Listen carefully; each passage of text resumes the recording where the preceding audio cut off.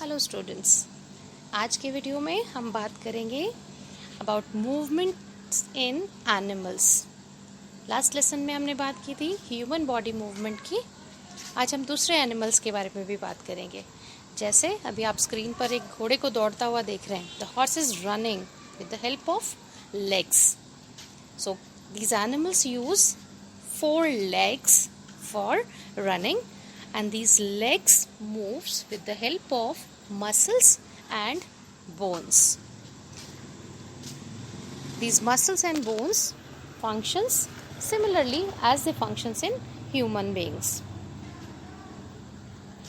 Movements in snakes. Snake, it is a reptile, so legs are absent in snakes. So snake move in S-shaped loops and in a zigzag manner. Each loop of the snake gives it a forward push by pressing against the ground. Snake जो है, इसमें जो movements होते हैं by loop formation होते हैं। Body के जो मसल्स हैं, ये मसल्स बॉडी को इस तरीके से पुश करते हैं। उनमें जो कॉन्ट्रैक्शंस और रिलैक्सेशंस होते हैं मसल्स में, वो कॉन्ट्रैक्शन और रिलैक्सेशंस लूप फॉर्म करते हैं, और ये लूप्स जो हैं वो ग्राउंड के अगेंस्ट बॉडी को पुश करते हैं। सो लूप फॉर्मेशन की वजह से स्नेक में मूवमेंट होती है, और इसीलिए वो हमेशा स्ट्रेट लाइन में ना मूव करके हमेशा जिगजैग पैटर्न में मूव करते हैं। Movement in birds. बर्ड्स जो हैं, दे can walk, they can swim, they can fly. Birds को वॉक करते हुए हम सब ने देखा है लेग्स की हेल्प से। उनमें 2 लेग्स होते हैं। हाइंड लिम्स जो हैं उनके, वो वॉकिंग में हेल्प करते हैं। कुछ बर्ड्स जो हैं वो वाटर में रहती हैं, स्विम भी कर सकती हैं। जैसे डक्स को हमने देखा है कि वो स्विम करती हैं, और डक्स में स्विमिंग के लिए उनके जो हाइंड लिम्स हैं, उन लिम्स में उनकी फिंगर्स के बीच में वेब्स लाइक स्ट्रक्चर्स बन जाते हैं, वो उनको स्विमिंग में हेल्प करते हैं। सिमिलरली बर्ड्स कैन फ्लाई, और फ्लाइंग के लिए उनमें क्या अडेप्टेशंस हैं? बर्ड्स के अंदर उनके 4 लिम्स जो हैं वो मॉडिफाई हो जाते हैं। 4 लिम्स मॉडिफाई होकर विंग्स बनाते हैं, जो उनको फ्लाइंग में हेल्प करते हैं। बर्ड्स के muscles, flight muscles specially develop होते हैं, स्ट्रॉन्ग होते हैं, जो उनको हेल्प करते हैं फ्लाइंग में। और साथ में बर्ड्स के जो बोन्स हैं वो हॉलो बोन्स हैं। उनमें एयर कैविटीज़ होती हैं, उनमें एयर भर जाती है, बॉडी को लाइट कर देती है, और बॉडी आसानी से ऊपर उठ जाती है। सो बॉडी वेट को लाइट करने के लिए एयर कैविटीज़ वाली हॉलो बोन्स होती हैं। So presence of hollow bones, modification of 4 limbs into wings, and presence of strong flight muscles.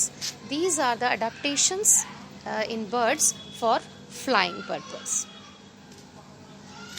Movement in fishes. Fishes की बॉडी को आपने देखा होगा, हाँ, फिशेस की जो शेप है वो एक स्पेसिफिक शेप होती है, और उनके जो एंड्स हैं, एंड्स जो होते हैं वो कैसे होते हैं? टैपरिंग एंड्स होते हैं, है ना। एक स्पेसिफिक शेप होती है, और इस स्पेसिफिक शेप को क्या कहते हैं? Streamlined body. The streamlined body specially helps the fishes for swimming. So locomotion in fishes takes place with the help of fins and tails, and the special shape of body, the streamlined body, helps in swimming. Movement in snails. Snails को अगर आपने देखा है तो snails जो है बहुत ही slowly move करते हैं, और आपने देखा होगा कि इनकी बॉडी के ऊपर एक हार्ड स्केलेटन होता है, जिसके अंदर बॉडी बहुत सॉफ्ट है। इनकी बहुत सॉफ्ट बॉडीड एनिमल्स हैं, और इनकी बॉडी कवर्ड रहती है एक हार्ड स्केलेटन में। और जब ये मूव करते हैं, सो मूवमेंट के टाइम केवल इनका हेड और एक मस्कुलर फुट इनके अंदर स्पेशली लोकोमोशन के लिए है। वो मस्कुलर फुट केवल स्केलेटन से बाहर आता है। केवल हेड और मस्कुलर फुट ये उस स्केलेटन से, उस आउटर स्केलेटन से, एक्सोस्केलेटन से बाहर निकालते हैं, and with the help of this muscular foot they move from one place to another place. So the locomotory organ in snails, it is the muscular foot. Movement in cockroach.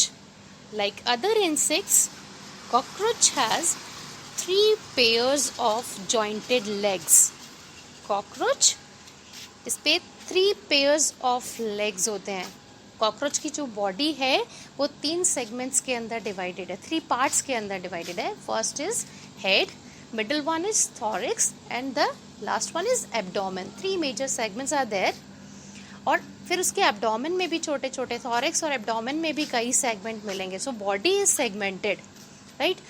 And at the thorax there are 3 segments, pro, meso and metathorax, and each segment of thorax has 1 pair of limb, 1 pair of legs. So 3 pair of legs are there, and these jointed legs helps in locomotion. So cockroach can move with the help of legs. Cockroach can fly also. We can see two pairs of wings over there on their thorax portion. 2 pair of wings are also there, and the lower wings, the जो forward wings हैं उसके, वो उसको केवल उसकी body को protect करने में हेल्प करते हैं. जो काइटिनस हार्ड स्ट्रक्चर्स जो आपको कॉकरोच के ऊपर दिखाई देता है जिससे उसकी बॉडी कवर्ड रहती है, दे helps only in protection of the body. But the hind wings, जो उसके पीछे की तरफ, जो अंदर की तरफ जो मेम्ब्रेनस विंग्स हैं, वो उसको उड़ने में हेल्प करते हैं. So cockroach can fly and they can walk also. Movement in earthworm. Earthworm, इसमें कोई लेग्स जैसे स्ट्रक्चर्स नहीं है क्योंकि ये नॉन कॉर्डेट्स के अंदर आते हैं, इनमें बोन्स जैसे स्ट्रक्चर नहीं होते. So during the movement, earthworm जो है, बेसिकली जो अर्थवर्म का मूवमेंट है वो किससे होता है? कॉन्ट्रैक्शन और extension of body muscles. Earthworm की बॉडी में लॉन्गिट्यूडनल और सर्कुलर मसल्स हैं, और ये मसल्स के कॉन्ट्रैक्शन रिलैक्सेशन से, उनके कॉन्ट्रैक्शन और एक्सटेंशन से बॉडी जो है वो मूव करती है. ये अपनी बॉडी को, मसल्स को पहले उनके एक्सटेंशन से क्या करते हैं? फॉरवर्ड मूव कराते हैं और वहाँ पर उसको फिक्स कर लेते हैं. और इसके फिक्सेशन के लिए उनकी स्किन के अंदर छोटे छोटे हुक लाइक स्ट्रक्चर्स होते हैं, इनको कहते हैं सिटाई. तो सिटाई की हेल्प से ये पहले बॉडी को स्ट्रेच करते हैं, आगे वाले पोर्शन को फिक्स कर लेते हैं, एंड देन पीछे वाले पोर्शन को फिर उसकी तरफ खींच लेते हैं. देन पीछे वाले पोर्शन को, पोस्टीरियर पोर्शन को फिर से सिटाई की हेल्प से फिक्स करते हैं, देन आगे वाले पोर्शन को वापस से एक्सटेंड करते हैं. सो ऐसे मसल्स के एक्सटेंशन और कॉन्ट्रैक्शन से फॉरवर्ड मूवमेंट्स होती हैं. And you can see the movement in earthworm in the picture very clearly. How it is moving.